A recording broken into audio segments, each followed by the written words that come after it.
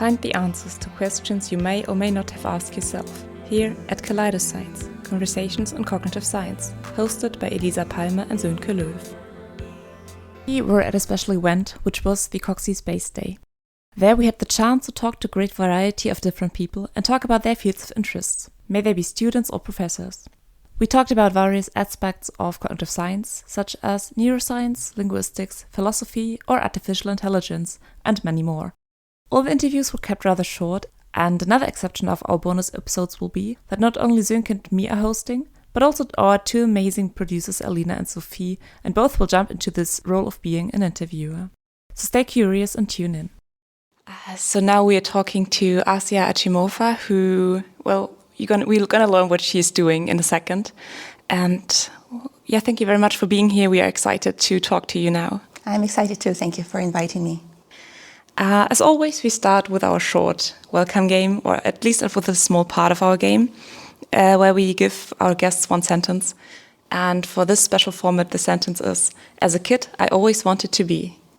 I always wanted to be a teacher. A teacher for school children or for? Yeah, for teaching English in school. In fact, I did work as an English teacher for a few years before I switched to research. Oh, interesting. So you already hinted at research. So how would you explain your research if I was a child of maybe 10 years old or 10 years age? I work on modeling communication. So I try to build precise theories about how people communicate and in which situations people decide to say things that are not very precise, but rather that can mean multiple things at the same time. So in which situations do you prefer to stay ambiguous rather than precise? So it may sound very counterintuitive, being ambiguous, but it turns out that there are situations when this is actually an optimal strategy for you as a speaker. And this is what I'm trying to pursue. Could you give an example for when it is helpful for speakers? Imagine we meet for the first time like we did today, and I ask you, and I tell you, and I really want to discuss the results of the recent political election with you. But I know nothing about your political affiliation, and I'm a little bit worried that we might have opposite political views. So I could say something like, the election outcome was interesting, and wait for your reaction. Yes. So I would hope then you wouldn't notice the ambiguity, but rather that you would resolve it according to your beliefs. And then I could either expose mine if our beliefs align, or I could hide mine and not say anything, not put something on the table. Yeah, you hinted at situations where you don't know the other person that well, but is it also helpful in friendships to use ambiguity sometimes? I think it happens in friendships too, but for a different reason. In friendships, we develop a lot of common knowledge between us, and then we don't have to be very precise anymore.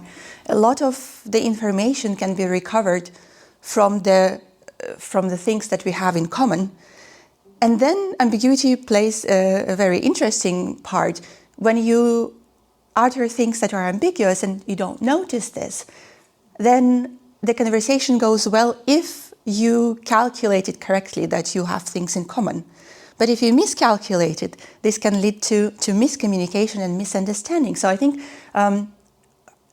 our monitoring of how other people interpret our ambiguous utterances sends us a very strong signal of whether we are on the same page with our interlocutors.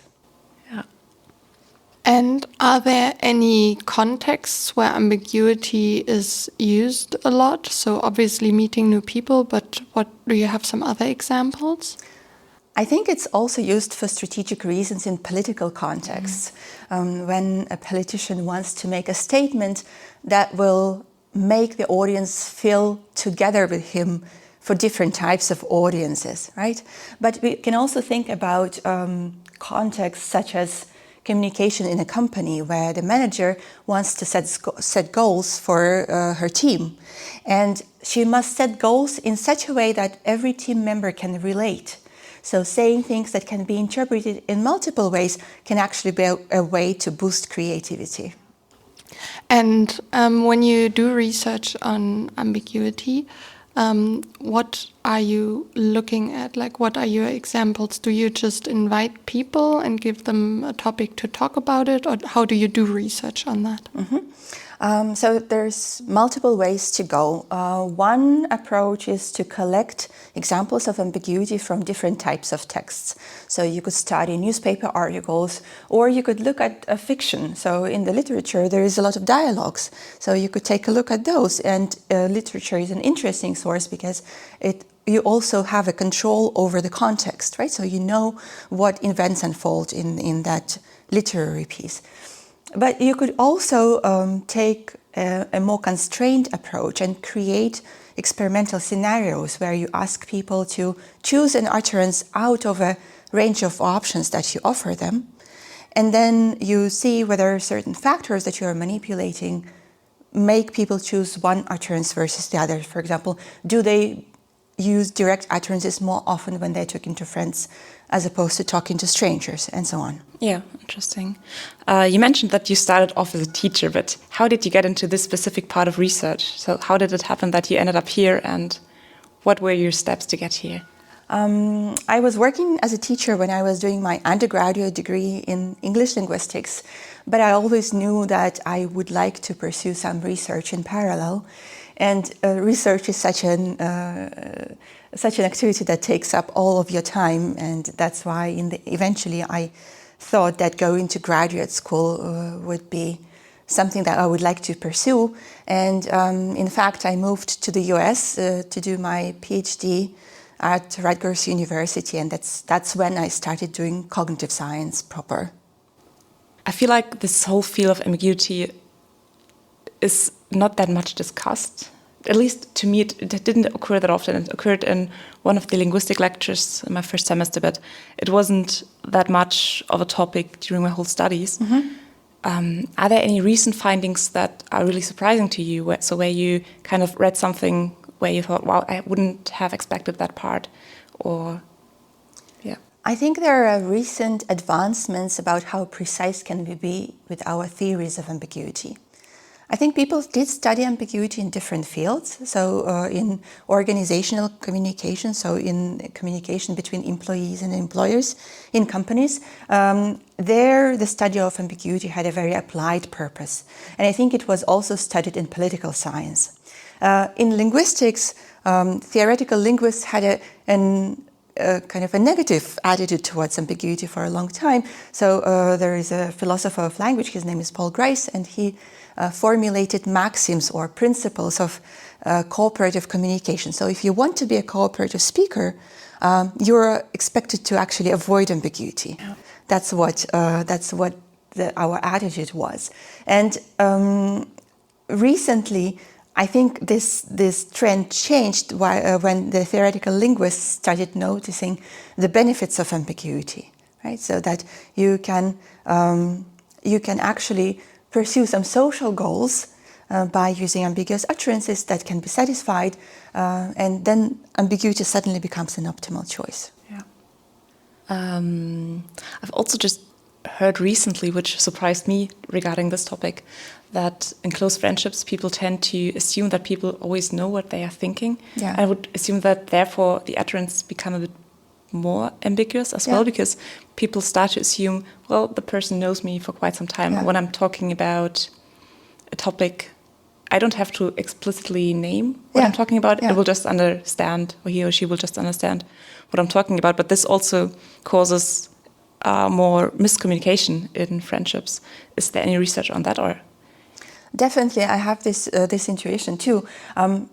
There is research showing that as we develop closer or more communication with the same person, our descriptions tend to become shorter. Right? So there is, in our communication, there is different pressures on us when we choose what to say and how to say things. And one of the pressures is to be to use as few of the resources as we possibly can. And we can think about that simply in terms of articulatory resources. So how much effort does it take to move your tongue and your mouth just to express things, right? And also how much time it takes.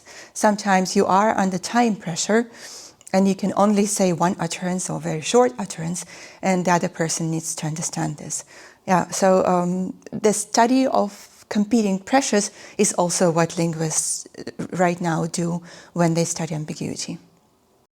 Yeah, I feel like in linguistics, I learned about the concept of common ground. So I think this is highly related to that, because the more you know what your common ground is and the bigger your common ground is, I feel like the less you have to specify what you're trying to say. So Yeah, you're absolutely right. It's very related to the topic of common ground. In fact, studying ambiguity might be a way for us to understand more about what makes up the common ground. Common ground is a theoretical construct. It's difficult to investigate it, and I think interpreting ambiguous utterances and also studying the circumstances when people decide to produce ambiguous utterances, or when they inadvertently produce ambiguous utterances, is an interesting way to pursue the topic of common ground. I also feel like the ambiguity could be used for like jokes, because it's like very specific, but also to deceive people. I feel like it goes into many different directions. Absolutely. So you mentioned jokes, and I'm also thinking about things like irony. So saying things that are ironic is a rather dangerous move, because you're counting on the other person sharing the common ground with you. If they don't, then the joke will fail. And depending on how harsh the joke was, that might cause some social social price that you will have to pay for making this joke. So it's definitely a very interesting topic, and also a topic that have been pursued from the formal side. So formal linguists have tried to formulate mathematical theories of irony, of when can people make ironic utterances and how they are interpreted. Wow. Okay. Yeah.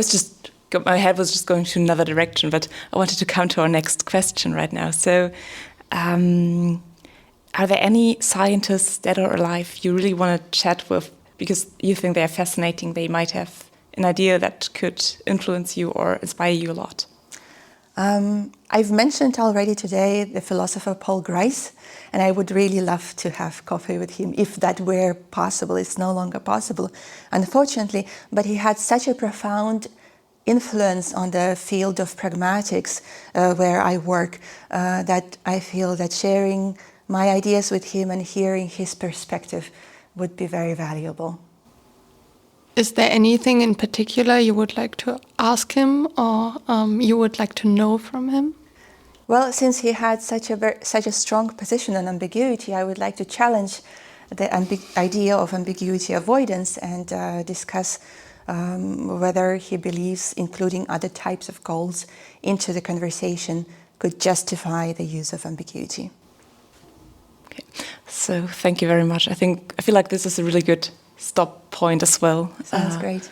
So thank you very much for taking the time to come here, talk to us, and giving us such interesting insights into the research of ambiguity and linguistics. Thank you. I enjoyed the conversation very much.